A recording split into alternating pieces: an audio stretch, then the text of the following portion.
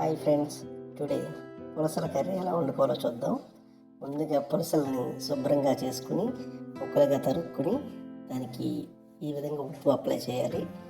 ఈ తల కూడా, ఇది తల భాగమండి, ఇంత ఫ్రెష్గా ఉన్న చేప ఇది. మనం ఈ తలను కూడా మనం పడేయక్కర్లేదు, దాన్ని కూడా వాడుకోవచ్చు.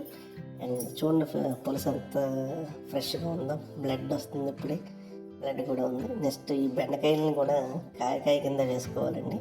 బెండకాయని ఈ విధంగా తరుక్కుని, నెక్స్ట్ పచ్చిమిరపకాయలను కూడా నిలువుగా చీరుకుని పక్కన పెట్టుకోవాలి. పచ్చిమిరపకాయలు నిలువుగా ఇవి ఉల్లిపాయ తురుము కింద చేసుకోవాలి. ఉల్లిపాయ తురుము వేసుకుని వేరుశనగ నూనె వేసుకోవాలండి. వేరుశనగ నూనె వేసుకుంటే అరోమా బాగా వస్తుంది. ఈ వేరుశనగ నూనెలో పచ్చిమిరపకాయలు వేయించుకుని, అల్లం వెల్లుల్లి పేస్ట్ కూడా వేయించుకుని రెండింటిని బాగా వేయించాలంటే ఈ వేరుశనగ నూనె వేసుకోవడం వల్ల మన కూరలో అరోమా బాగుంటుంది.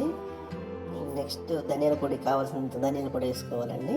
ఈ ధనియాల పొడితో పాటు మన ఫ్లేవర్కి జీరా పౌడర్ కూడా వేసుకోవాలండి. జీరా పౌడర్ కూడా మనం తగినంత జీరా పౌడర్ వేసుకోవాలి.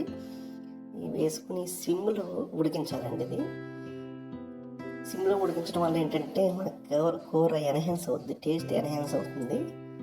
సో మనం సిమ్లో జాగ్రత్తగా పెట్టుకుని ఈ విధంగా మనం బ్రౌన్ కలర్ వచ్చే వరకు కూడా వేయించాలి. ఈ పచ్చిమిరపకాయలు, ఈ మిశ్రమాన్ని అంతా బ్రౌన్ కలర్ వచ్చిన వరకు అడుగు పట్టకుండా తిప్పుకుంటూ వేయించుకోవాలి. ఈ తర్వాత దీనికి చింతపండు కూడా మనం రెడీ చేసుకుని చింతపండు పులుసు కూడా వేసుకోవాలి. ఇప్పుడు ఈ విధంగా చింతపండుని గుజ్జుగా వేసుకోవాలి. ఫస్ట్ అలా గుజ్జుగా వేసుకుని చిక్కగా పులుసుకి, దీనికి పులుసు చిక్కగా ఉండాలి. దానికి చిక్కగా చింతపండు పులుసు వేసుకుని సిమ్లో దాన్ని మరిగేటట్టు చేసుకోవాలి. కొంచెం హై ఫ్లేమ్లో పెట్టుకొని మరిగొచ్చేదాకా కూడా దాన్ని మరిగించాలి. ఈ పులుసుని కూడా చక్కగా మనం చూసుకోవాలని చక్కగా వేసుకోవాలి. ఆ కన్సిస్టెన్సీలో వేయాలి పులుసుని. ఏ కూరని మనం పొయ్యి మీద ఉంటే ఇంకా బాగా రుచిగా ఉంది. సో మనకు ఇప్పుడున్న పరిస్థితుల్లో పొయ్యిలు అందుబాటులో ఉండట్లేదు కాబట్టి ఈ విధంగా. నెక్స్ట్ కారం వేసుకోవాలండి. పులుసు కూరకి నీకు ఎప్పుడు కూడా ఈ కారం ఎక్కువ పడుతుందండి. కారంలో మనం కాంప్రమైజ్ అవ్వకూడదు. పులుసు టేస్ట్ బాగుండాలంటే ఖచ్చితంగా ఆ మోతాదు కారం ఉండాలండి. ఆ కారం వల్ల టేస్ట్ ఎన్హాన్స్ అవుతుందండి. ఎందుకంటే నీచు కూరలు కూడా ఎప్పుడు చప్పగా ఉండకూడదండి. మనకి కావాల్సిన మసాలాలు, ఉప్పు, కారం, నూనె ఇవన్నీ కూడా ఎక్కువ పడతాయి. తగు మోతాదులో వేసుకోకపోతే కనుక ఆ రుచి రాదు మనకి. పులుసు కూరకి ఎస్పెషల్లీ అసలు రాదు. దీన్ని అలా మరుగుతుండగా మనము చేప ముక్కలు ఈ విధంగా వేసుకోవాలండి. ఇప్పుడు చేప ముక్కలు వేసిన తర్వాత గరిటె ఇంకా లోపల పెట్టకూడదండి. ఇంకా గరిటెతో మనకు సంబంధం లేదు. ఇంకా ఇప్పుడు దాకానే గరిటె వాడాము. ఇక నుంచి మనం గరిటె పెట్టామంటే కనుక చేపల కూర ఎందుకు పనిచేయదండి.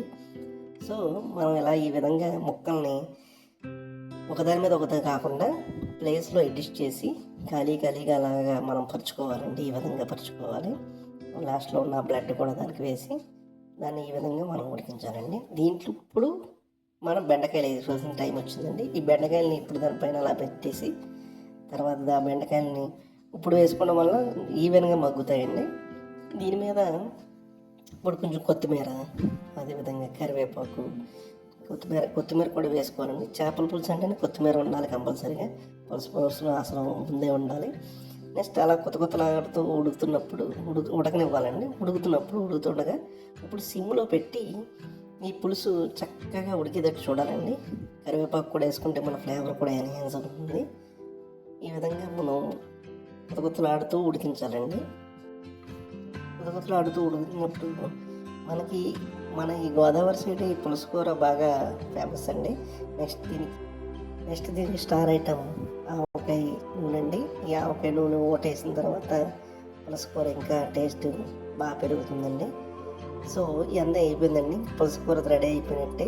సిమ్లో ఉంచుకొని ఇంక ఉప్పు, కారం టేస్ట్ చేసుకుని ఏమైనా తక్కువగా ఉంటే కనుక వేసుకుని ఓవర్ నైట్ పక్కన పెట్టుకొని మర్నాడు లెగిసి వేడి అన్నంలో పులుసు వేసుకుని తింటే ఆ టేస్టే వేరండి. ఈ వస్తువులన్నీ కూడా సరిగ్గా వేసుకుంటే పులుసు కూర చాలా బాగుంటుంది. Thank you.